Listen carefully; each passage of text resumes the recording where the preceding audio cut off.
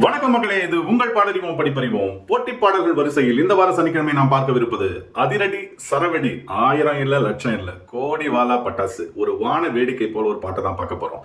இசைஞானி இளையராஜாவின் அதகலமான இசை. காதல் பரிசு திரைப்படத்திலிருந்து ஹே உன்னை தானே அப்படிங்கிற ஒரு பயங்கரமான பாட்டை தான் பார்க்க போறோம். உண்மையிலே போட்டி பாட்டுனா இதுதாங்க போட்டி. வா வா வாடா அப்படின்னு சொல்லிட்டு வம்படிக்கு இழுத்து அப்படி சண்டை போடுற ஒரு பாட்டுன்னே சொல்லலாம். இசை சண்டை, நடன சண்டை அப்படின்னு கூட சொல்லலாம். படத்தை பத்தி கொஞ்சம் பேசிட்டு அப்புறம் பாடலை பத்தி வரலாம். காதல் பரிசு இது வந்து ஏ ஜெகநாதன் அவருடைய டைரக்ஷன்ல வெளிவந்த திரைப்படம். கமல், அம்பிகா, ராதா இருப்ப ஒரு மிகப்பெரிய நட்சத்திர பட்டாளங்கள் உள்ள ஒரு படம் வந்து ஒரு சுமாரான வெற்றியை பெற்றது.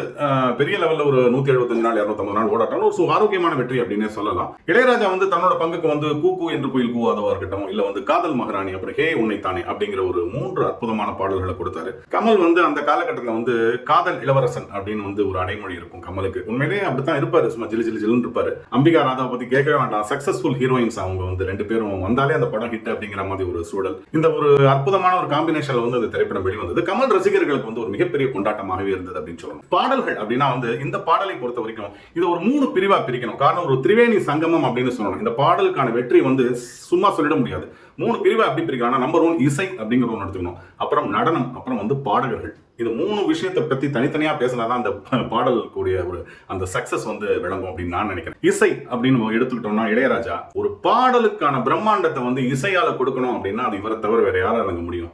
அதுவும் வந்து ஒரு என் இனிய பொன் நிலாவை வந்து ஒரு வெஸ்டர்ன் கிளாசிக் அப்படின்னா இந்த பாடல் வந்து ஒரு வெஸ்டர்ன் ஃபியூஷன் அப்படின்னே சொல்லலாம். அந்த ட்ரம்ஸ், கிட்டார்னு வந்து இந்த மனுஷன் யூஸ் பண்ணி இருக்கிற அந்த இன்ஸ்ட்ருமெண்டேஷனா இருக்கட்டும், ஆர்கெஸ்ட்ரேஷனா இருக்கட்டும், அப்படி ஒரு பவர்ஃபுல்லான சாங்கை கொடுத்தாரு இளையராஜா. இன்னைக்கு கேட்டா கூட சும்மா அப்படி ஜம் ஜம்னு எழுந்து ஆடுற மாதிரி ஒரு சூழ்நிலையில் இருக்கக்கூடிய ஒரு பாடல். அந்த காலத்துல வந்து லைவ் ஆர்கெஸ்ட்ரா வந்து நிறைய நடத்துவாங்க எல்லா ஊர்லயும். அந்த லைவ் ஆர்கெஸ்ட்ரா ஆரம்பிக்கிறதுக்கு முன்னாடி சின்னதா ஒரு மியூசிக் ஒன்று அந்த மியூசிக் வச்சு தான் ஆரம்பிப்பாங்க. இந்த பாடலோட அந்த ஃபர்ஸ்ட் பல்லவிக்கு முன்னாடி வருது இல்லைங்களா, அதோட முடிச்சுட்டு தான் ஆரம்பிப்பாங்க அந்த ஆர்கெஸ்ட்ரா ஷோவே.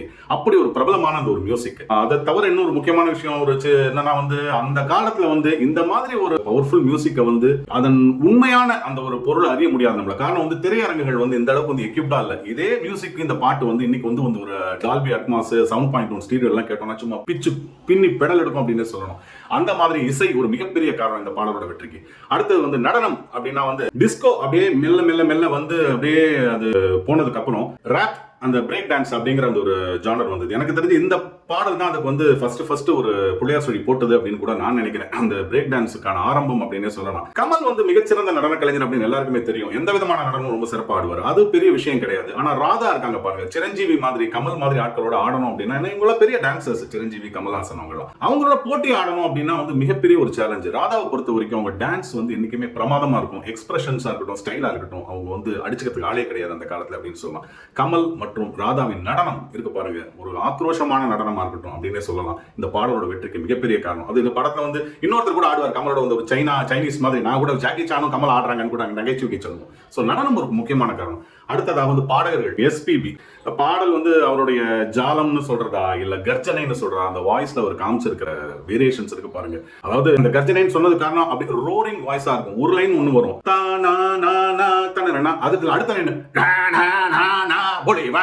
தொட்ட போயிடும். அதுவும் இன்னொரு இதெல்லாம் வந்து புரியாமல் போட்டி போடு மனிதா மனிதா, அங்கெல்லாம் அப்படியே எங்க போய் நிக்குன்னே தெரியாது. எத்தனை கட்டளை இளையராஜா வச்சானே தெரியாது. ஃபால்ஸ் வாய்ஸ்ல கூட பாடுற மாதிரி இருக்கும். எஸ் ஜானகி கேட்கவே மாட்டாங்க. அந்த போதை இருக்கும், அந்த ஒரு நக்கல் இருக்கும், அந்த ஒரு திமிர் இருக்கும் அவங்களோட வாய்ஸ்ல. எனவே எஸ்பிபி, ஜானகி இந்த பாடகர்கள், இசைஞானியின் இசை, அதுக்கப்புறம் வந்து அந்த நடனம், இது 3 சேர்ந்து தான் அந்த பாடலோட மிகப்பெரிய வெற்றி அப்படின்னு சொல்லலாம். வைரமுத்து கேட்கவே வேண்டாம், அதிரடி பாடலுக்கு சும்மா அதகலமா எழுதி பின்னி படல் எடுத்திருந்தாரு. காதல் பரிசு, காதல் அப்படின்னா அன்புக்கு சொல்லலாம், ஸ்நேகத்துக்கு சொல்லலாம், இன்னொன்னு ஒரு வார்த்தைகளுக்காக. எனவே பாடறிவோம் படிப்பறிவோம் வந்து இந்த அன்பு பரிசை வந்து இந்த பாடல் மூலியமா கொடுக்க போறாங்க. ஏத்துக்கிறதுக்கு நாம எல்லாரும் தயார் தானே? இது கடவுள் அமைத்த மேடை. நன்றி மக்களே.